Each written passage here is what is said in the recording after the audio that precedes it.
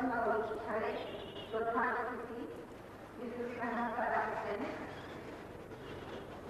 আজকের সভার প্রধান অধ্যাপিকা লতিফা আহসান, আজকের সভার বিশেষ অতিথি রোকেয়া কলেজ প্রাধ্যক্ষা ডক্টর জে.এন. তাহমিদা বেগম, আমাদের কলেজ গভর্নিং বডির সম্মানিত সভাপতি ডক্টর আমিনা খাতুন, আমাদের গভর্নিং বডির সম্মানিত উপস্থিত সদস্যবৃন্দ, আমাদের সম্মানিত অভিভাবকবৃন্দ, আমার সহকর্মীবৃন্দ ও উপস্থিত সুধীবৃন্দ, ভাষা আন্দোলনের শহীদদের প্রতি শ্রদ্ধা জানিয়ে আমি আমার বক্তব্য শুরু করছি। আজ কলেজ রজত জয়ন্তী অনুষ্ঠানের চতুর্থ দিবসে আয়োজিত অভিভাবক সমাবেশে মিসেস রাহাত তারা হোসেনের সম্বর্ধনা অনুষ্ঠান গুরুত্বের দিক থেকে অনেক গভীর, অনেক আনন্দের এর আজকের আয়োজন। আমার স্বাগত ভাষণে এর শুরুতেই আমি মিসেস রাহাত তারা হোসেনকে সম্বর্ধনা দেওয়ার জন্য আজকে আমরা কেন উপস্থিত হয়েছি তার একটুখানি আমি জানিয়ে শুরু করছি। তিনি এই কলেজের যে মূল্যবোধ ছাত্রী, তাদের কল্যাণের জন্য, তাদের অগ্রগতির পথে সহায়তা দানের জন্য ফজলুল করিম স্মৃতি বৃত্তি চালু করেছেন। তার স্মৃতি, তার পিতার পুণ্যস্মৃতির উদ্দেশ্যে আমাদের যে ছাত্রীরা বিগত পরীক্ষার ফলাফলের উপরে কলেজে এসে কলেজের শ্রেণীকক্ষে যে মেধা এবং যে ভালো ফলাফল অর্জন স্বাক্ষর রাখতে পারে ফলাফলের ক্ষেত্রে, তার স্বীকৃতি যাতে কলেজ দিতে পারে, এই সহায়তা তিনি কলেজকে দান করেছেন এই বৃত্তি চালু করার মাধ্যমে। আজকের এই মহতী অনুষ্ঠানে আপনাদের সকলকে আমি স্বাগত আমন্ত্রণ জানাচ্ছি। গুরুত্বের দিক থেকে আজকের সমাবেশ খুবই আমাদের কাছে গুরুত্বপূর্ণ। কেন সেটা যদি ব্যাখ্যা দিতে যায় তাহলে বলবো, আমাদের ছাত্রীদের আমরা মানুষ করার পথ নির্দেশনার দায়িত্ব নিয়েছি, একই সাথে সহযোগী কিন্তু আমাদের সম্মানিত অভিভাবকবৃন্দ। আমরা যা করতে চাই সেক্ষেত্রে আমাদের সফলতার অবদান একমাত্র অভিভাবকরাই রাখতে পারে। কৌশলা নেই, নানা রকম অগণিত বৈষম্যে শিক্ষার যেটা রয়েছে সেখানেও আমরা সুষ্ঠুভাবে শিক্ষা অর্জনের ব্যবস্থাপনা রাখতে পারছি না। সেক্ষেত্রে মেয়েরা, আমাদের সিদ্ধেশ্বরী গার্লস কলেজের মেয়েরা শিক্ষা ক্ষেত্রে যাতে সহায়তা পায়, যে সত্যিকারের মেধাবী, যে জ্ঞান অর্জনে আগ্রহী, যে জীবনে নিজের শিক্ষাকে নিজের ভিত্তি করে এগোতে চায়, তাকে সহায়তা দানের জন্য মিসেস রাহাত তারা হোসেন এই কলেজের ছাত্রীদের জন্য এই বৃত্তির ব্যবস্থা করেছেন। আমরা তাকে আমাদের আন্তরিক কৃতজ্ঞতা এবং আমাদের আন্তরিক কৃতজ্ঞতা এবং অভিনন্দন জানাচ্ছি।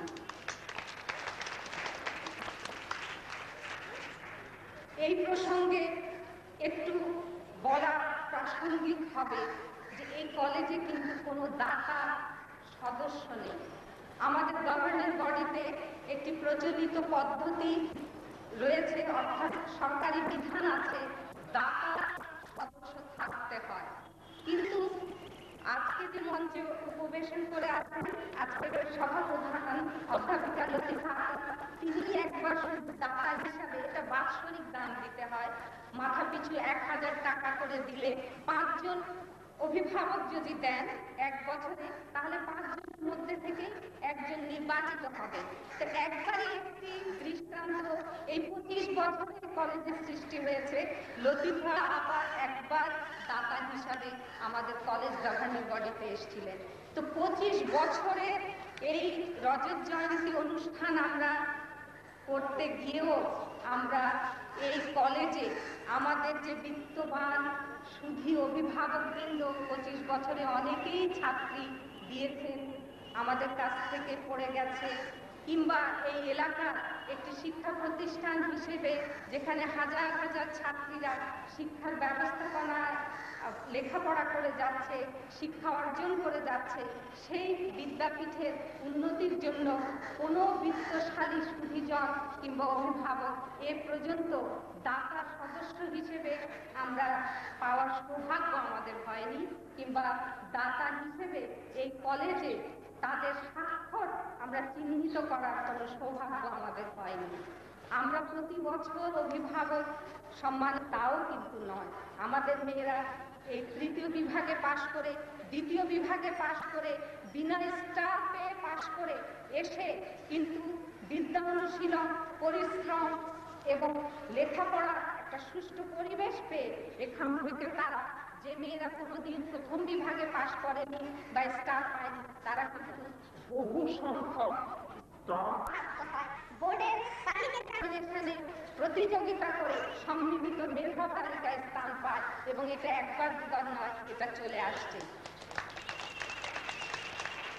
আমাদের মেয়েদের ফলাফল নিয়ে ঢাকা বিশ্ববিদ্যালয়ের কলা বিভাগে ফলাফলে খুব সুন্দর করে ওঠে যে সিদ্ধেশ্বরী গার্লস কলেজ শীর্ষস্থান দখল করেছে।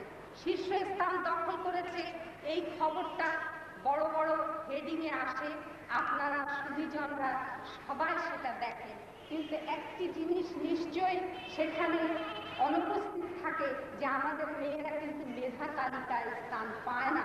সেটারও এই মূলত একটি কারণ, যে আমরা এখানে মেয়েদের লেখাপড়ার সুযোগ দেই। আমাদের কাছে যে ছাত্রীরা লেখাপড়ার জন্য আমরা অঙ্গীকার করে যাদের এখানে প্রবেশাধিকার দেই, তাদের পরিবেশ দেই, ফলে সব মেয়ে লেখাপড়ায় তাদের পরিশীলন করে, তারা পরিশ্রম করে সর্বোচ্চ সংখ্যায় পাশ করে যায়। কিন্তু সেই মেয়েরা এই মেধার তালিকা হয়ে আসেনি বলে মেধায় পায় না। আমি মনে করি তাতে আমাদের কোনো দুঃখ নেই, আমাদের গৌরব। আমরা যাদের দায়িত্ব নিয়েছি তাদের সকলকে পরবর্তী অগ্রগতির জন্য আমরা এগিয়ে দিতে পেরেছি। আমরা তাদেরকে বাধাগ্রস্ত করে দেইনি। আমাদের কোনো অবহেলা বা আমাদের কোনো রকম অবহেলার কারণে তারা কোনো রকম পরীক্ষায় খারাপ করেছে, এরকম হয় না। 90% স্নাতক বিভাগেও পাশ করছে, এবং এই রেকর্ড কিন্তু নতুন নয়। এই রেকর্ড আমাদের 85 সাল থেকে এই কলেজে চলে আসছে।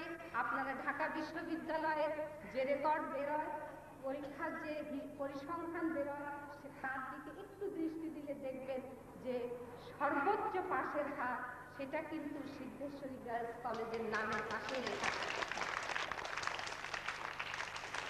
আমরা কোনো অনুষ্ঠানে অভিভাবক ডাকতে পারি না, এটা আমাদের একটা অক্ষমতা, কিন্তু এও আমি আজকে অভিভাবক সমাবেশে সুধীজনদের সামনে আমাদের এই সম্বর্ধনা অনুষ্ঠানের সুযোগেই আমি বলতে চাচ্ছি যে আমরা আপনাদের সাথে ঠিক এইভাবে যোগাযোগ হবে না, তাই আপনাদের সম্মুখে আমি কলেজের পক্ষ থেকে এই বক্তব্যগুলো আপনাদের জানার জন্য দিলাম। আমি আর আমার বক্তব্য দীর্ঘায়িত করতে চাই না।